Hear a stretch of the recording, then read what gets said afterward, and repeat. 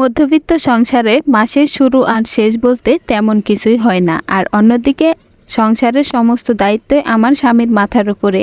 আর সেই মানুষটা যদি হয় অসুস্থ, তবে কেমন হয় বলেন তো? তার নাকি কয়দিন যাবৎ শরীরটা বেশি ভালো যাচ্ছে না, তার নাকি কোনো কিছুই খাইতে মন চায় না।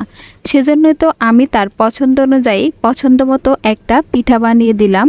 তো সেটাই শেয়ার করব আপনাদের সাথে এই ভিডিওতে। আসসালামু আলাইকুম, কি অবস্থা, কেমন আছেন সবাই? আশা করি সবাই অনেক ভালো আছেন। আপনাদের দয়ায় আমি অনেক ভালো আছি।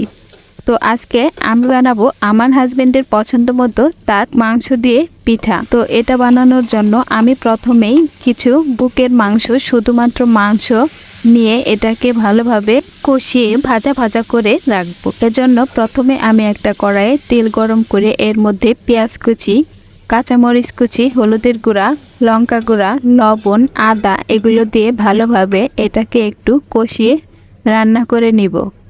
তো এটাকে রান্না করে ভাজা ভাজা করে রেখে দিলাম। অন্যদিকে আমি আবার চলে এলাম একটু চালের গুঁড়ি দিয়ে এই পিঠাটা বানালে একটু বেশি মজা হয়, সেজন্য আমি ফ্রিজ থেকে আগেই চালের গুঁড়াটা বের করে নিলাম।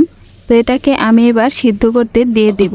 আমি যেহেতু ভালো চালের গুঁড়া সিদ্ধ করাটা বুঝি না, ফার্স্ট টাইম না, যে কয়েকবার বানাইছি তেমন ভালো হয়নি, মানে পানি বুঝতে পারি না কতটুক লাগবে আর কিভাবে এটাকে করতে হয়। আমি জাস্ট ইউটিউব দেখে একটুখানি শিখে নিয়েছিলাম, তো সেভাবে সেই প্রসেসটাই আমি করে থাকি। তো প্রথমে আমি এগুলোকে রুটির শেপে নিয়ে আসবো, রুটির মতো বেল।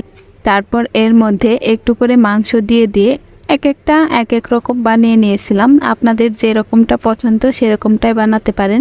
তো আমি দেখতে পাচ্ছেন এখানে দুইটা পিঠা বানিয়েছি। আমাদের এলাকায় এই পিঠাটা এমনভাবে বানায়, আর আমি ছোট ছোট করে একটা পিঠা বানিয়ে নিয়েছিলাম। এটা আমরা আসলে নারকেল দিয়ে বানিয়ে থাকি। তো আসলে আমি একটু মাংস ঝাল ঝাল ছাড়া, মানে মরিচ টরিচ বেছে সুন্দর করে নিয়ে ছোট ছোট করে কিছু পিঠা বানিয়ে নিয়েছিলাম আমার ছেলের জন্য, যাতে করে ওর মরিচ কামড় না লাগে। মরিচ তো খাইতে পারি না, আর এমনিতে ও পিঠাটা খাইতে পারে না, ওর নাকি অনেক বেশি ঝাল লাগে।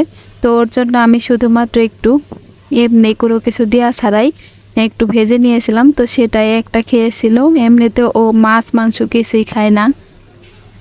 তো এই তো আমার পিঠাগুলো বানানো হয়ে গেছে। এবার আমি এগুলোকে তেলের মধ্যে দিয়ে হালকা হালকা আঁচে ভেজে নেব সুন্দর করে। এটা বেশি আঁচ দিলে এটা হবে কি, উপর দিক পুড়ে যাবে, ভিতরটা সুন্দর মতন হবে না। তাই এটাকে আমি একদমই লো হিটে ভালোভাবে সুন্দর করে উল্টে পাল্টে একটা একটা করে ভেজে নিচ্ছিলাম।